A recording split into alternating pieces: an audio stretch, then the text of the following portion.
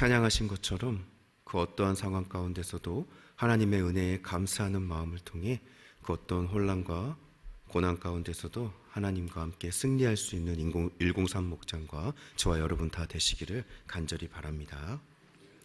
지난 시간 우리는 하나님께서 우리를 심판하는 그 기준이 인종이나 민족 혹은 학력이나 집안, 외모 등의 태어날 때부터 가지고 있는 어떤 외적이고 선천적인 요소가 아니라 오직 선을 행했느냐 그렇지 않고 악을 행했느냐라는 선한 행동의 유무임을 잘 알고 적용해 보았습니다. 이를 통해 우리는 바울이 선행으로서 그리스도인들 스스로가 자신들이 스스로 획득한 영생의 실체를 삶을 통해 입증하는 것을 말하고 있다라고 잘못 오해할 수도 있는 것이죠. 그러니까 우리가 믿음, 즉 구원은 믿음으로 받고 하나님의 은혜로 받는 것이지 우리의 그런 선한 행동, 나누는 행동, 착한 행동, 그리스도의 사랑을 전파하는 것은 구원과는 그렇게 밀접한 관련이 없고 그저 부수적인 것, 우리가 구원을 받았으니까 당연히 그 은혜에 감사하기 위해서 하나님께 영광을 돌리기 위한 수단이나 방법 중으로 우리가 그런 것들을 생각하기 쉽죠. 하지만 여기서 바울은 우리에게 영생, 즉 생명을 가져다 주는 것이 선행 그 자체다라고 분명히 천명을 하고 있습니다. 그렇습니다. 원래 우리 인간은 선한 행동을 할 수 있는 능력을 가지고 있었고 실제로 아담과 하와는 선악과를 따먹기 전까지는 그 어떤 다른 죄를 짓지 않음으로써 그것을 입증해 내었습니다. 그런데 선악과 사건 이후 인류는 너무나도 무거워진 죄악의 사슬을 자신의 힘으로 끊어내기 힘들 만큼 아주 연약한 상태에 놓이고 말았죠. 온전하게 하나님과 동행했던 그 에덴 동산 시절에는 죄로부터 온전하게 자유로워질 수 있었지만 한 번의 타락으로 말미암아 우리는 벗어날 수 없는 이 죄의 노예가 되고 만 것입니다. 만약 우리에게 죄를 극복할 수 있는 힘이 창조된 순간부터 없었다, 우리는 그저 죄인이었다라고 한다면 하나님께서 우리를 잘못 창조하게 된 것이 되며 아담을 만드신 후에는 하와를 만드실 것이 아니라 바로 예수님을 인간으로 태어나게 하셔야만 했을 것입니다. 하지만 창조의 신비를 통해 완전한 생명으로 창조받은 사람은 하나님과 온전히 동행할 정도로 하나님의 그 거룩함과 완전하심을 충분히 받아들일 정도로 온전히 선한 능력을 행할 수 있고 선한 존재였다라는 것이죠. 그래서 그렇게 죄로부터 자유로웠기 때문에 온전히 선을 행함으로써 영원한 생명을 누리고 있는 상태였습니다. 그러므로 여기서 바울이 말하고자 하는 바는 일반적인 하나님의 원리를 천명하는 것으로 보는 것이 더 적합할 것입니다.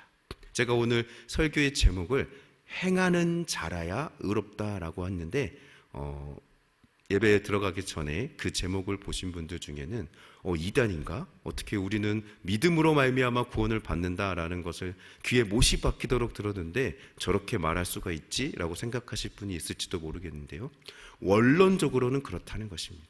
원래 하나님이 처음 세상의 질서를 확립하고 우리 인간을 만들었을 때는 그 자신의 행동, 그 어떤 존재라도 선한 행동으로 말미암아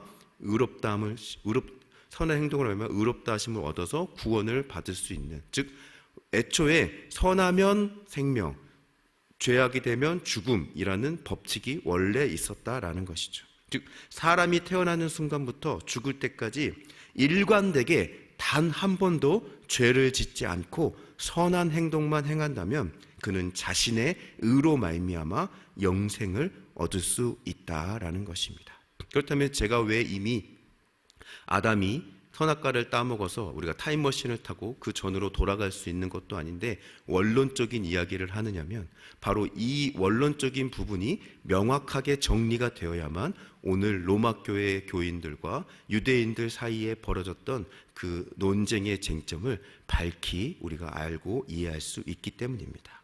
그래서 우리가 이 말대로라 하면 우리는 지금까지 괜히 교회에 나와서 쓸데없이 예배를 드리고 예수님만이 구원을 얻을 수 있는 유일한 길이라라고 뻥을 친 것이 되는 것이죠.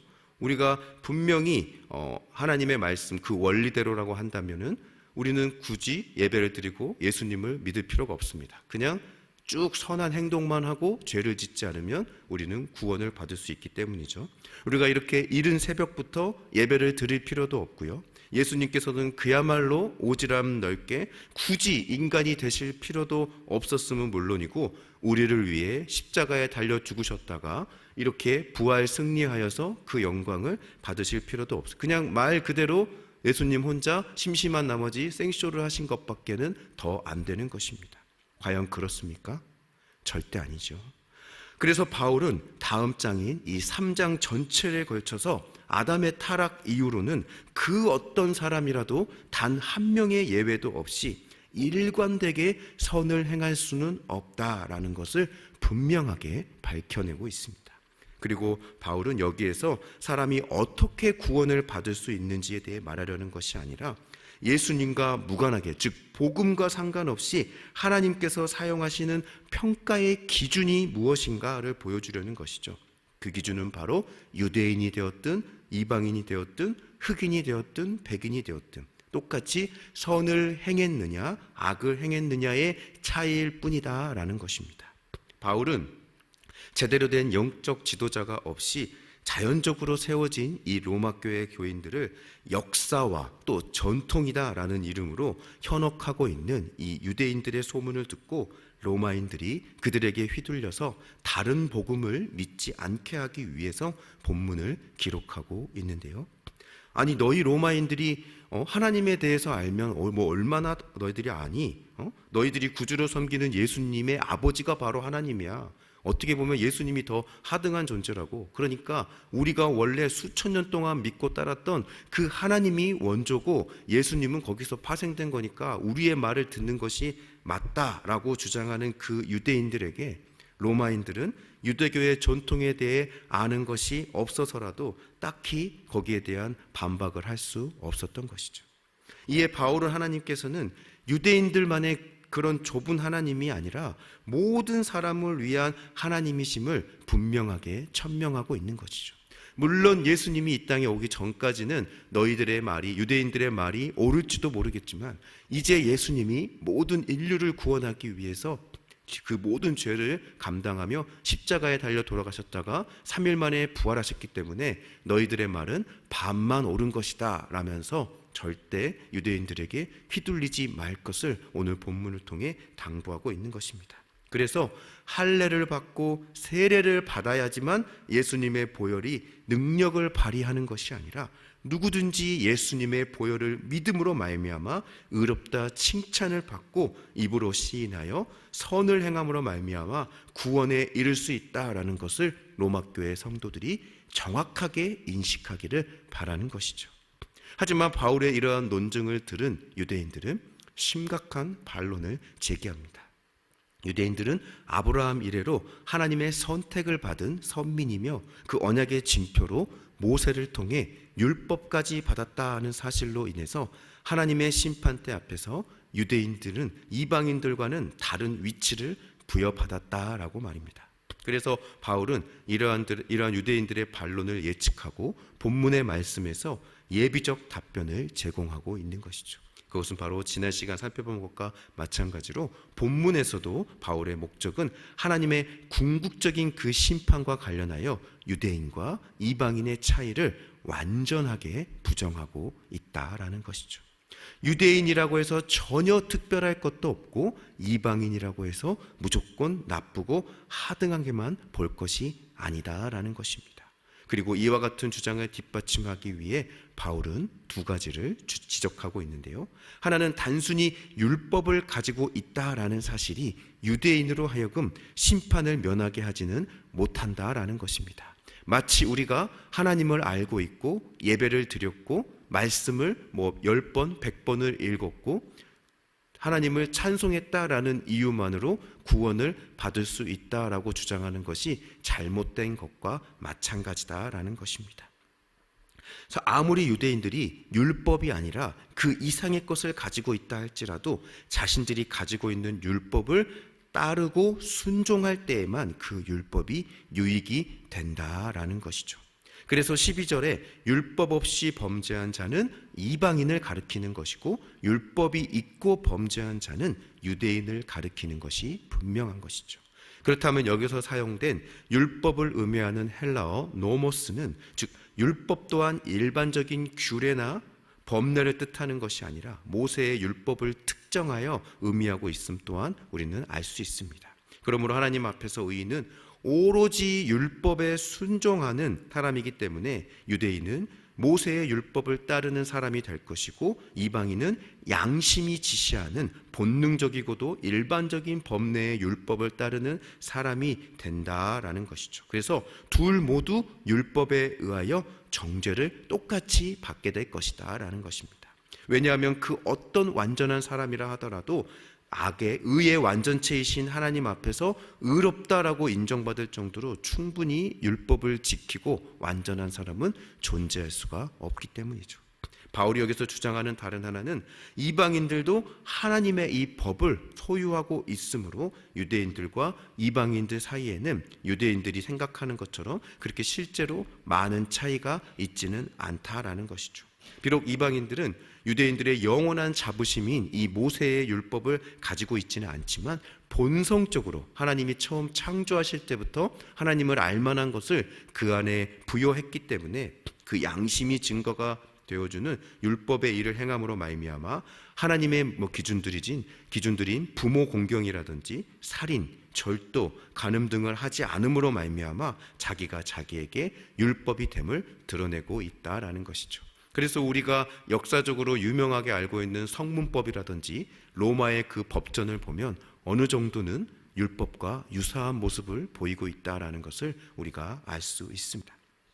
그래서 이 말의 보다 자세한 의미를 바울은 본문 15절에서 밝히고 있는데요. 그것은 그 마음에 새긴 율법의 행위다라고 말하고 있습니다. 이방인들은 때때로 하나님의 율법의 요구에 자신의 양심과 본능적으로 가지고 있는 자아가 자신에게 율법의 됨을 통하여 순응함으로써 자신들도 하나님의 도덕법에 닿아 있음을 보여주고 있다라는 것이죠. 물론 유대인들처럼 성문화되고 문서화된 기록된 그 율법을 가지고 있지는 못하겠지만 이방인들 또한 유대인들과 다를 것 없이 하나님의 형상대로 창조된 고귀한 존재로서 자기 안에 하나님의 요구에 대한 어느 정도의 지식을 알고 싶지 않아도 본능적으로 알고 있다라는 것이죠. 따라서 하나님의 뜻에 순응하고 있는지를 그들의 양심이 서로 고발하고 변명하여 어느 정도는 정확하게 감시할 수 있다라는 것입니다.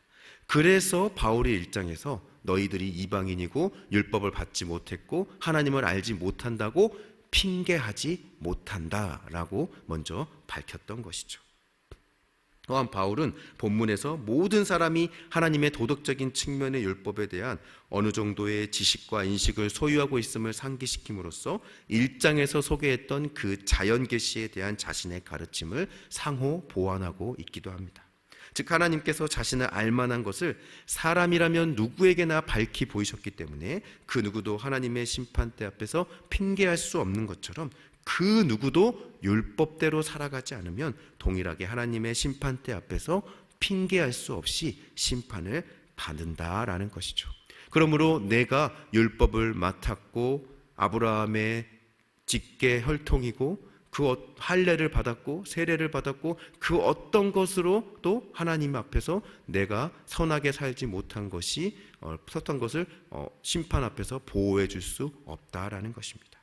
이러한 사실에는 자연계시 앞에서 이방인이 몰랐다라는 핑계를 댈 수 없다라고 바울이 말한 것처럼 유대인들 또한 율법을 가지고 있다는 그 사실만으로 선택받은 이스라엘 민족이라는 그 유대인이라는 혈통이라는 그것만으로는 하나님의 심판대 앞에서 절대 핑계를 댈 수 없다라는 것을 분명하게 밝히고 있는 것이죠.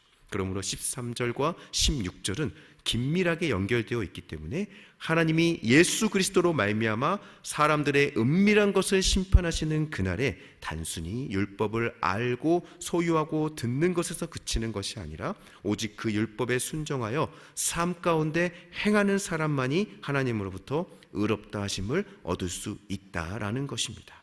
결국 우리가 믿음으로 의롭다 칭함을 받는다는 것과 선을 행하여 구원에 이른다는 말은 그러므로 서로 모순되는 것이 아니라 같은 의미인 것이죠. 우리가 율법을 온전히 행할 수 없기 때문입니다.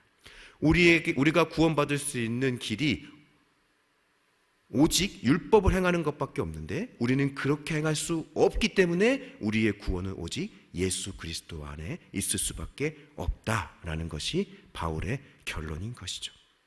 그러므로 예수님께서 우리의 죄를 위하여 대신 죽으셨다라는 것을 진정으로 믿는다면 우리는 그분 앞에서 겸손해질 수밖에 없으며 그분의 크신 사랑을 전파하며 하나님의 뜻대로 살 수밖에 없기 때문에 자연스럽게 믿음과 행함이 연결되어 믿음과 행함이 서로 상호 모순되는 그런 생각을 우리가 지을 수 있는 것이죠. 사랑하는 주 예수교회 성도 여러분, 죄를 짓지 않으실 수 있다면 부디 그렇게 하십시오. 하지만 그럴 수 없다 하더라도 결코 좌절하거나 절망할 필요는 없습니다. 이 세상에 하나님 앞에서 완전한 사람은 아무도 없으며 이는 선택받은 유대인이든 이방인이든 백인이든 흑인이든 남자든 여자든 상관없이 그 아무도 일도 없기 때문입니다. 또한 이를 위하여 예수 그리스도께서 우리를 위해 친히 인간이 되시고 십자가에 달리사 그 고귀한 보혈의 피를 흘려 죽으셨다가 다시 부활하심으로 말미암아 우리에게도 영생에 대한 확실한 소망과 비전이 제시되었으므로 흔들리지 말고 저 영생의 표대를 향하여 성실하게 달려가면 될 것입니다. 우리가 무엇이라고 하나님 앞에서 우리의 의를 드러낼 수 있겠습니까? 하나님 앞에서 우리가 겸손히 하나님을 예배하고 찬양하고 예수님을 믿는 이유는 우리가 그렇게 행할 수 없기 때문임을 인지하고 있고 그것을 고백하는 것이 바로 우리가 예수님을 믿는 믿음의 초석이 되기 때문일 것입니다. 우리가 그러한 능력이 있다면 아까 서두에 말한 것처럼 우리는 전혀 하나님을 믿을 필요도 없고요, 예배를 드릴 필요도 없고 이 모든 것들을 할 필요가 전혀 없습니다. 하지만 그 어떤 사람도 아담의 그 타락 이후에 그렇게 할 수 없기 때문에 우리가 오히려 믿음으로 말미암아 하나님께 온전함을 입을 수 있다라는 것을 더욱 분명히 인식할 수 있게 되는 것이죠. 그것이 아니다라면 하나님은 정말 악신 중에 악신일 수밖에 없죠. 쥐도 도망갈 구멍을 뚫고 쫓으라고 했는데 이미 아담의 타락 이후에 우리가 우리의 의지로 어떻게 할 수 없는 것을 가지고 하나님이 우리를 심판하신다라고 한다면 하나님은 정말 말도 안 되는 행동을 하는 것이다 라고 우리가 판단할 수밖에 없기 때문에 우리는 자연스럽게 그런 유대인들의 비방과 비난이 오히려 우리 믿음의 근거가 되고 있음을 우리가 오늘 본문을 통해서 다시 한번 깨닫고 나아갈 수 있는 것입니다. 그래서 그 가정 가운데 더 넓고 편하고 그럴듯해 보이는 다른 길들이 설사 눈에 들어온다 하더라도 우리는 절대 이러한 원리로 말미암아 현혹되지 않고 비록 이 길이 좁고 외롭고 때론 앞이 보이지 않아 불안한 마음이 든다 할지라도 결국에는 구원의 영생으로 이끄시는 그 예수 그리스도의 십자가의 보혈의 길을 따라 행함으로 마지막 하나님의 심판대 앞에서 의롭다 칭함을 받으며 영생의 그 구원의 면류관을 받아 누릴 수 있는 복된 저와 여러분이 다 되기를 간절히 바랍니다.